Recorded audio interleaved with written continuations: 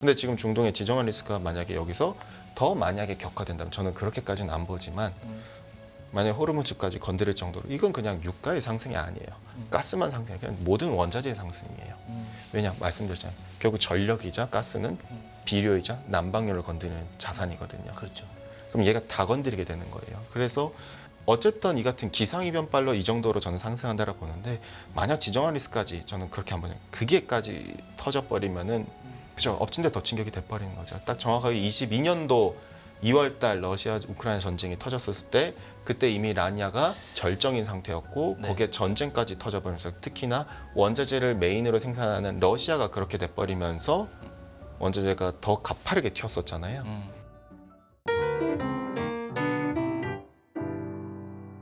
시청자 여러분 안녕하십니까. 굿모닝 인포메이스 경제연풍 시작합니다.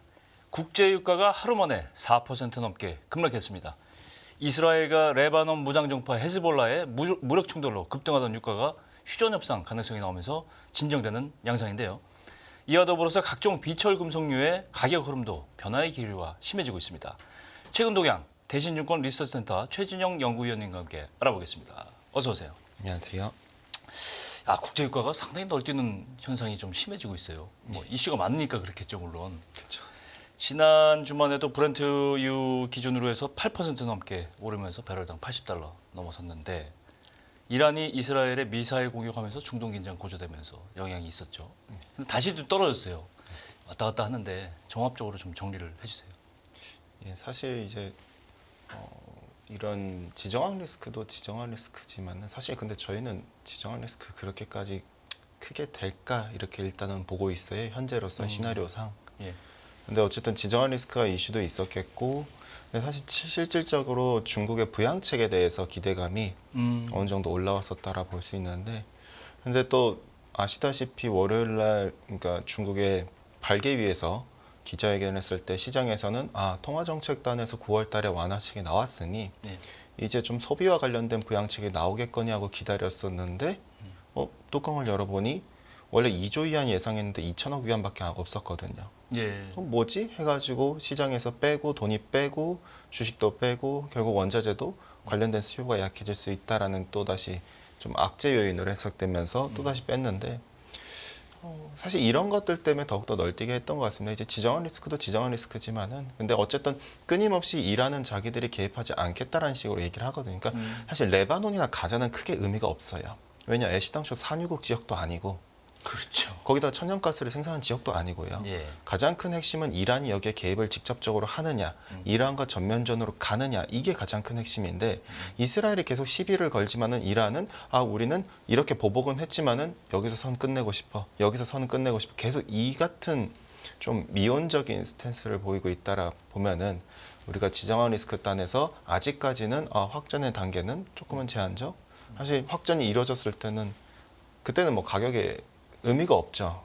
그냥 날아가 버리니까요. 그래서 그렇죠. 뭐 일각에서 뭐 20불이다, 10불이다 이렇게 주장을 하는데 지정학 리스크 터졌을 때는 이게 임팩트가 러시아랑 또 달라요. 러시아보다 더 심각합니다. 그러니까 러시아는 수출 제한해버려도 러시아는 수출할 수 있는 루트가 있어요. 다른 데로 가면 되니까요. 예. 근데 이란이 문제가 된다 만약에 이거는 천연가스랑 석유단에서는 범접할 수가 없거든요. 왜냐하면 조달할 루트가 사실상 호르무즈 지역이 해협인데 봉쇄되거나 뭐 이런 식으로. 그렇죠. 전 세계 석유나 가스 물동량의 3분의 1이 거기서 오고 중요한 점은 거기가 막혀버리면은 우회할 수 있는 방법은 그나마 사우디랑 아랍에미리트인데 이것도 전략 못해요. 그럼 그쪽에서 나오는 게 다 막혀버리면 카타르의 가스도 막히고 그 안에는 이라크의 석유도 막히고 쿠웨이트의 석유도 막혀버리고 이란 거는 당연히 막히게 되고 그렇군요. 거기서 의존적으로 78%가 아시아향, 특히 동아시아향인데 인도, 한국, 일본, 중국, 싱가포르 이쪽은 그냥 고사해버리는 거죠. 그러니까 그렇게 봤었을 때 가격은 아예 의미가 없게 돼버리고 아시아 경제는 완전 정말 심각한 타격인데 근데 아직건 지금까지 봤을 때는 그 정도까지 가능성은 이란이 저렇게 계속 직접적 개입을 안 하고 있다? 그러면 좀 계속 선극을 하고 있다라면은 에너지단에서도 이제 그 부분을 그렇게까지 크게 반영하고 있는 건 아니라고 보고 있고요. 그렇죠. 말씀하셨다시피 이제 지금 큰 이슈들이 이제 중동 불안 문제가 있고 이제 중국의 부양책이 어느 정도 될 것이냐 이것도 이제 왔다 갔다 할 겁니다. 제가 보기에는 그렇고 마지막으로 이제 전 세계 산업 동향, 반도체 중심으로 하는 이 수요들 여기에 민감한 게 비철류예요, 또 그죠? 비철류 가격 동향도 그래서 이제 왔다 갔다 하고 변동성이 커졌다 이렇게 보고 있는데 그 중에서도 이제 알루미늄을 먼저 좀 얘기를 하면 반도체하고 2차 전지에 주로 이제 구리가 쓰이다 보니까 구리 가격이 좀 이 산업들이 좀 활발하게 움직이다 보니까 구리 가격이 오르고 그러다 보니까 부담이 되니까 알루미늄을 이제 구리의 대체제로 쓰면서 알루미늄 가격도 움직인단 말이죠. 거긴데 여기에 이제 변수가 또 하나 있는 게 미국이 이제 중국에다가 중국산 알루미늄에다가 반덤핑 관세를 부과를 했는데 알루미늄 시장도 좀 봐야 될 필요가 있지 않을까요? 예, 뭐 알루미늄. 근데 이제 미국이 관세를 부과한 건 의미가 없어요. 네. 왜냐하면 애시당초 쿼터제인 국가이고 음. 중국은 애시당초 미국에다가 쿼터제 규제가 계속 트럼프 때도 강화 추세였었고 이미 오바마 때도 강화 추세였어요. 이렇다 보니 실질적으로 중국은 미국에 대한 수출이 급격하게 낮아진 상태거든요. 예. 이전부터요. 예. 그렇기 때문에 이번에 관세 때렸다 해서 큰 의미는 없다라 보고요. 오히려 미국에 있는 이런 알루미늄 기업들만 어떻게 보면 더 해피한 그림들이라 볼 수 있죠. 이런 식으로 계속 막히면은 자국 내 기업에서 그럼 이 국제 가격이 기준이 아니라 국제 가격뿐만 아니라 이제 기업들은 보는 게 프리미엄이거든요. 네. 그러니까 국제 가격은 만국 공통일지 몰라도 프리미엄은 지역별로 수급의 차이가 다 다르기 때문에 편차가 있습니다. 근데 미국의 그런 프리미엄은 더 높아지는 결과물로 계속 작용할 수밖에 없기 때문에 왜냐? 미국 내에서는 수급이 여전히 타이트하다는 인식이 깔리니까요. 그러면은 미국 내에 있는 알루미늄 생산하는 기업들이야 뭐 이러한 부분에 대해서는 계속 호재로 반영을 할 수 있겠죠. 그러나 이게 실질적인 전 세계적인 알루미늄 수급을 갖다가 영향을 주긴 좀 어렵다라 보고. 근데 이제 중요한 거는 알루미늄도 결국 구리의 대체격인데 결국 구리가 지금 10,000불에서 9,000불 요 사이를 계속 왔다 갔다 하거든요. 네. 근데 그전 자료에서도 계속 강조했었던 부분이 구리와 알루미늄의 상대 성과를 봤었을 때 이게 임계점인 4배에 도달하면은 가공기업들은 일반적으로 대체를 하기 시작해요. 그러니까 왜냐면 비싸니까요, 구리가. 그렇죠. 네. 그러면은 고순도 구리가 굳이 필요하지 않은 산업들이 수요처가 한 65% 이상이에요. 네. 그럼 이들은 구리 대신 알루미늄을 바꿀 대체하겠죠. 쉽게 바꿀 수 있겠죠. 그렇죠. 그러면 에너지 효율 등급 측면에서는 떨어질 수 있어요. 예를 들어서 냉장고의 에너지 효율 등급이 떨어진 이유는 이 제품이 안 좋아서가 아니라 결국 알루미늄을 더 많이 썼기 때문에. 구리 대신 알루미늄 써서. 그렇죠. 그러면 기업들은 마진단에서는 아직도 안정적이기 때문에 그럼 경기 침체를 논하기는 어려워요. 네. 그러면 알루미늄이 여전히 그런 수요 이탈이 가능하다고 보기 때문에 저는 어쨌든 어제 뭐 구리가 좀 조정을 받긴 했지만은 구리가 분명 이번 주 또 토요일 날 중국이 이제 재정부에서 기자회견을 예정이에요. 근데 중국은 늘상 부양책을 갖다가 발개의가 아니라 재정정책은 재정부 그리고 통화정책은 당연히 인민은행 이런 식인데 발개는 의미가 없고요. 그러면 재정부 단에서 또다시 정책에 대한 이런 것들이 포커스가 되고 할 텐데 그것이 또 한 번 재정정책이 강화될 경우에는 또 구리가 한번 반등할 수는 있겠죠. 근데 구리의 상단은 점점 이전 전고점을 뚫기엔 좀 제한적인 부분 너무 비싸지만 가공기업들은 부담스러워서 안 사기 시작하니까요. 오히려 그러면 알루미늄 수요가 일부 이탈하면서 이쪽이 좀 더 업사이드가 넓어지는 부분으로 접근할 수 있겠죠. 네, 구리와 알루미늄의 어떤 그 대체제 관계 제가 뭐 명확하게 제가 인식이 되는 것 같은데 알루미늄의 주요 용처는 자동차잖아요. 일단 자동차 일단 구형 자동차에도 많이 들어갔고 전기차에 이제 이게 이제 쓰이는 모양인데 구리 대신 또 알루미늄으로 쓰이고 근데 전기차 판매가 예전 같지가 않아요. 또 이 점에서 이제 알루미늄 수요가 좀 부진하지 않을까 이런 우려도 나오던데. 예, 사실 수요는 계속 부진했습니다. 그래서 알루미늄 수요가 뭐 썩 좋지 않은 거는 이미 전기차뿐만 아니라 그냥 자동차 단에서 계속 안 좋은 게 확인이 되졌었고요. 그러니까 다만 우리가 원자재라는 게 우리 부동산도 그렇잖아요. 이제 이게 이제 수요만 볼 게 아니라 공급도 같이 봐줘야 되거든요. 그렇죠. 그러면 이제 공급이 사이클이 중요할 텐데 이 알루미늄 공급단에서 우리가 생각했을 때 조금 부동산이나 이런 거랑 조금 차이가 있는 게 결국 기술적인 부분인데 결국 기상이변을 갖다가 한 번 더 포커스가 필요할 수밖에 없다라 봐요. 그러니까 알루미늄이라는 제품 자체는 상품은 모든 산업금속 가운데서도 전력을 가장 많이 잡아먹는 원자재거든요. 그러니까 산업금속은 전력 없으면 절대 생산이 불가능해요. 결국에는 전해질을 해줘야 되니까요. 예. 알루미늄이 보급화가 상용화가 이제 제대로 될 수 있었던 거는 80년대 때부터인데 전력에 의한 부분이 가장 컸거든요. 생산할 때 전기가 많이 들어간다. 그렇죠. 그러니까 기본적으로 톤당 1톤을 만들 때 13,500kWh 이상의 전력을 먹어버리니까요. 그러면은 거의 이게 구리의 12배 정도 되거든요. 생산 단가가 비싸지, 근데. 그렇죠. 그렇기 때문에 그럼 여기서 중요한 점은 전력 생산 비용이 중요할 테고, 근데 전력 생산 비용의 발전 비용에 있어서 우리가 여전히 전 세계적으로 전력을 많이 생산하는 전력원은 뭐다? 예. 태양광이 아니에요. 풍력도 아니에요. 결국 뭐다? 천연가스랑 석탄이에요. 여전히 베이스는. 여전히 화력 발전. 여전히 70% 이상이 그쪽이죠. 이게 단기에 어떻게 단칼에 해결되는 일이 아니거든요. 그렇죠. 거기다 신재생 같은 경우에는 돈 없는 나라는 절대 불가능한 산업이에요. 그렇죠. 그러면은 우리가 이 구조를 갖다 이해해서 바라보면 한국을 바라보고 세계를 볼 게 아니라 이 구조를 통해서 바라보면은 자, 그럼 석탄과 천연가스를 바라보면 알루미늄 방향성이 보입니다. 근데 석탄 천연가스 방향 보면은 저는 계속 상승할 거라 봐요. 어제 조정을 받았지만 어제 조정받은 원인은 미국의 플로리다 쪽에 허리케인이 역대급이 온다라는 얘기가 나오면서 이것이 그러면은 전력단에서 생산이 중단돼 버린 효과가 발생하거든요.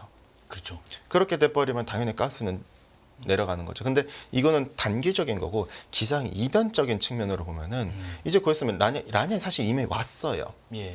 지난 9월 19일부로 해수면 온도는 라니아에 도달을 했습니다. 그럼 이제부터 겨울철엔 더욱더 추워질 것인데 북반구 지역에 더 강추위가 오게 된다면은 남방수는 팽창하고 평년보다 강력한 남방수는 전력 가격을 자극하고, 즉 남방수에 따라서 천연가스를 자극하고 천연가스는 전력을 자극하고 전력은 다시 또 알루미늄을 자극한다면은 저는 알루미늄이 다시 튈 수 있다라 보는데, 단순히 알루미늄뿐만이 아니라 전력을 가장 많이 먹는 산업금속 중심 누구? 구리보다도 전력을 많이 먹는 애들이 바로 순서로 보면 알루미늄, 리튬, 니켈 이런 애들 중심이 업사이드가 가장 더 커질 수 있는, 그러니까 점점 구리에서 이제부터 바톤 터치가 이들 기타 산업금속들로 넘어갈 수 있다는 관점으로 우리가 알루미늄 그래서 그 관점에서 좋게 보고 있고요. 그렇군요. 결국 뭐 좀 제가 해석하기로는 앞으로 전기 공급에 관련된 이슈들이 이들 금속들의 가격을 결정할 것이다. 예. 좀 그런 상황이 되는 거죠. 방금 니켈도 말씀하셨는데 니켈도 사실은 사람들이 많이 보는 금속 중에 하나잖아요. 이 톤당 17,000달러를 이제 돌파를 하고, 이 니켈이 사용처가 저는 잘 몰랐는데 이게 전기차량 수요가 일단 많은 것 같고 STS 수요가 좀 있는 것 같고, 이게 여타 금속처럼 이 중국의 소비 부양책하고 맞물려 있겠죠, 이것도.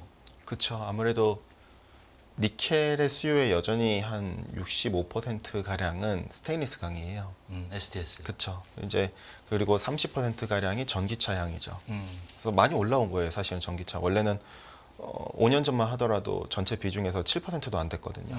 정말 빠른 속도로 올라온 것이긴 한데, 근데 이제 전기차 수요가 뭐 알루미늄에서 이미 앞서 말씀드렸지만 수요가 부진한 건 사실이에요. 네. 그러니까 스테인리스도 여전히 부진한 건 사실이죠. 이제 중국의 부양책에 대한 기대감이 왔었을 때 좀 튈 수는 있는데, 사실 궁극적으로 니켈이 더 많이 튈 수 있다라는 부분으로 보면은 저는 두 가지로 접근하죠. 첫 번째는 앞서 언급드렸던 전력단에서 결국 라니아에서 이 같은 부분. 이제 두 번째는 공급적인 측면으로 좀 오를 수 있다라 봐요. 그러니까 수요가 약한 건 사실이에요. 근데 공급이 여기서 더 틀어 막혀 버리면은 공급 우위에 대한 전망이 기존에 이 정도였던 게 예상보다 그러면 공급 우위 가능성이 낮아지게 되거든요. 그렇죠. 그럼 필리핀을 왜 봐야 되냐면은 전 세계 니켈 정광, 즉 광산 측면에서 공급의 1위는 인도네시아입니다. 네. 2위는 누구냐? 필리핀이에요. 필리핀 어디? 바로 수리가오라는 지역이에요. 네. 전 세계 공급에서 2위가 필리핀인데 그 안에서도 공급의 78%가 수리가오 지역이거든요. 네. 자, 근데 이 수리가오 지역이 계절성이 굉장히 뚜렷해요. 예. 즉 매년 10월, 즉 이달부터 익년도 3월까지가 급격한 우기라서 그냥 우기가 아니라 그냥 폭우죠. 완전 그냥 계속 폭우죠. 이 때문에 생산이든 운송이든 조업 차질 때문에 거의 수출량이 급감을 하는 구간이거든요. 계절성이 굉장히 뚜렷합니다. 근데 이게 라니아만 왔다면은 이 폭우가 더 평년보다 더 강해져요. 그렇겠죠. 그러면은 왜? 기본적으로 라니냐는 아메리카 대륙에서 동남아 쪽으로 부는 바람의 이동 속도가 빨라지는 거예요. 그러니 습기가 다 가버리게 됩니다. 평년보다. 예. 그럼 그 습기가 많아지게 되면은 당연히 수리가오 지역 같은 경우에는 평년보다 우기가 맞는데 평년보다 더 강력한 우기가 때려버리는 거죠. 그렇게 됐을 경우에는 자, 첫 번째 층에서 전력단으로 우리가 이번 겨울달을 봤었을 때 니켈은 올라갈 룸이 많아지는데 두 번째로는 특히 이번 10월부터는 계절성에 입각해서도 마찬가지로 니켈은 올라갈 수 있는 부분 거기다 플러스 알파로 평년 계절성보다 더 강력해질 수 있는 라냐발 임팩트를 감안하면은 라냐가 제가 예상보다 더 늦게 왔긴 했어요. 물론 이제 해수면 온도 전망치를 기반으로 했었을 때 조금 늦게 왔죠. 그런데 필연적으로 왔다는 사실이고 이것이 임팩트가 줄 수 있다는 사실에 본다면은 이번 니켈 역시도 우리가 좀 더 주의 깊게 바라보자라 볼 수 있겠고요. 라니나 말씀은 연초에도 해주셨고 제가 아주 인상 깊게 생각하고 있고 그 말씀대로 좀 돼가는 느낌이 드는데 기상이 변화되는 건 뭐 좀 이따 여쭤보기로 하고 다시 한번 이제 이 앞서 말씀드린 모든 항목들이 사실은 중국의 부양책을 바라보고 있는 측면이 있잖아요. 네. 그죠? 니켈뿐 아니라 철광도 있고 리튬도 있고 전체적으로 봤을 때 중국의 이번 부양책이 비철류의 어떤 수요와 공급에 어떤 영향을 미칠까? 이게 종합적으로 정리를 해본다면 어떻게 할 수 있을까요? 저는 긍정적으로 해석합니다. 일단 저는 사실 올해 계속 지난 7월달 자료에서도 그렇고 지난 5월달 자료에서도 그렇고 끊임없이 중국은 부양책 쓸 거다. 근데 언제가 중요하거든요. 언제 페드가 금리 인하하면. 패드가 금리 인하면 그렇죠. 왜냐? 전제 조건이 왜 정말 심플하게 붙어 있냐면은 그동안 왜 중국이 본격적으로 통화 정책을 완화한 적이 없었을까를 감안해 보면은 간단해요. 미국과 중국 간의 금리 스프레드가 벌어져 있었어요. 그러니 인민은행이 자기 마음대로 통화 정책 완화했다가는 이게 더 벌어지면서 위안화가 더 약세로 가버려요. 그렇죠. 왜냐? 이 미중 간의 금리 스프레드는 위안화랑 같이 가거든요. 그럼 위안화 더 약세로 가버리면 이제 통제 범위를 벗어나게 돼버립니다. 그렇기 때문에 어떻게 했다? 못하는 거예요, 뭘 많이 못했어요. 근데 정확하게 그래서 7월달 자료에서도 그래서 페드가 중요하다. FOMC 9월 FOMC가 중요하다라고 콜을 했었거든요. 네. 자, 9월 FOMC에서 페드가 금리 인하 직후에 비컷을 갖다 날린 이후에 6일 만에 중국이 통화 정책을 갖다 대규모로 완화했죠. 기다리고 있었군요. 그렇죠. 거기다가 근데 여기서 가장 중요했던 부분이 저는 뭐 주식 부양책 이런 게 아닙니다. 뭐가 중요했냐면 주담대 금리였어요. 주택담보대출 금리. 중국에. 이게 왜 중요했냐면 전 이걸 되게 손꼽아 기다렸던 게 신규 주택담보대출 금리는 그동안 인하를 많이 해줬었어요. 22년도부터. 근데 네. 기존 주택 보유자에 대한 기존 주택담보대출에 대한 금리는 인하한 적이 없어요. 한 번도. 그렇군요.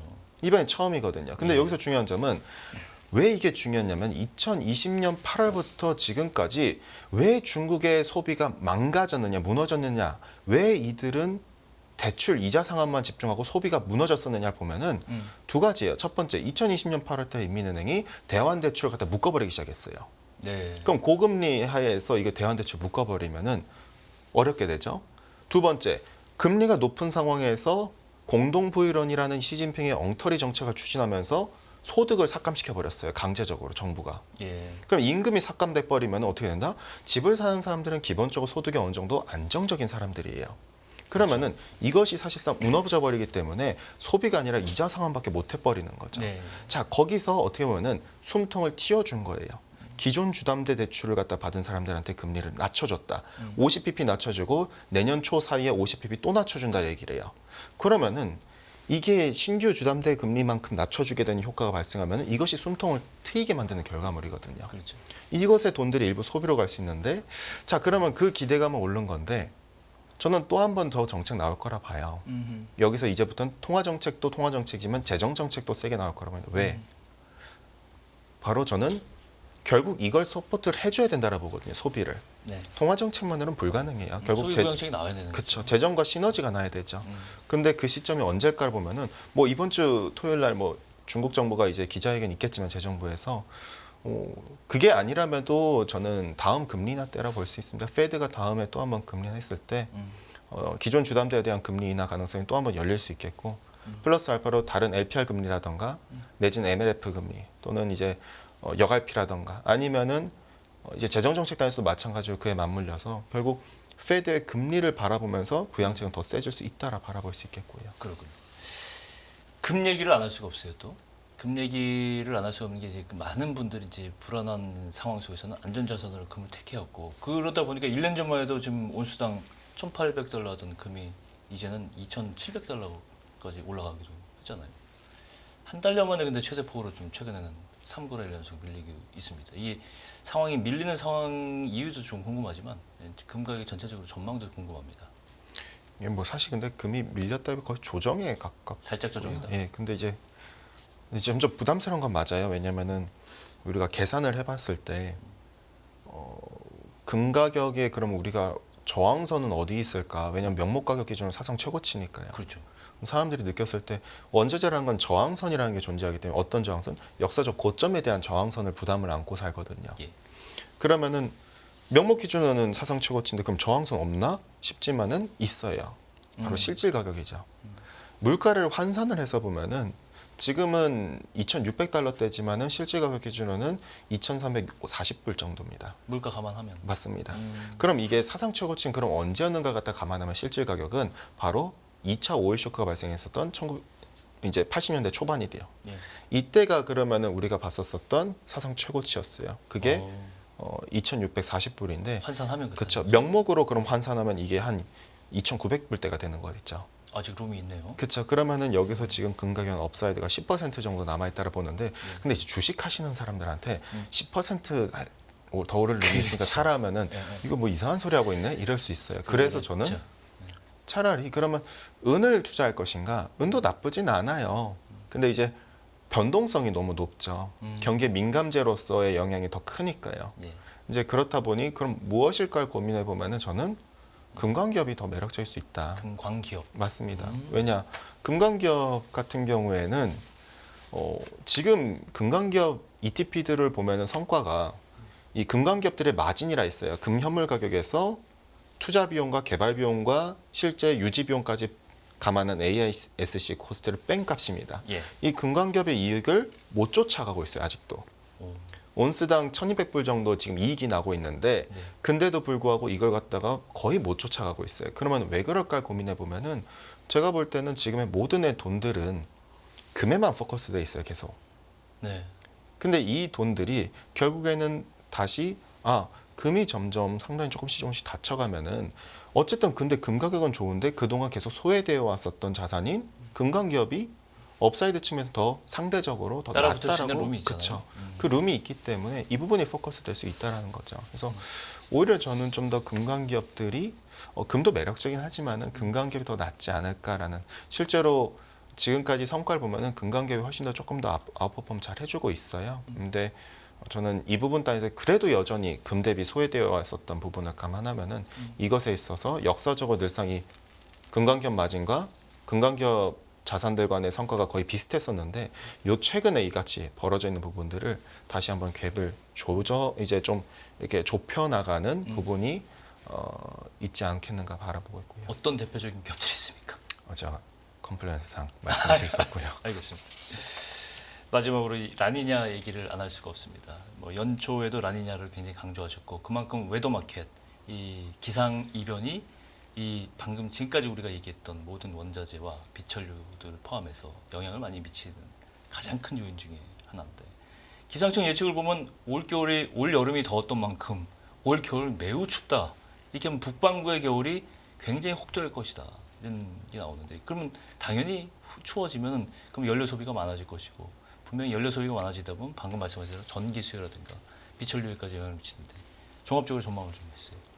예, 뭐 일단 기상이변 이제 저도 9월 초 때 자료를 내면서 라니아가 이제 지연됐다라고 얘기했는데 실제로 그때까지는 지연됐는데 실제 라니아가 9월 19일부로 해수면 온도가 이제 라니아를 터치를 했어요. 예. 이제부터 라니아 들어가는데 이제 여름 때 많이 이런 질문을 들었어요.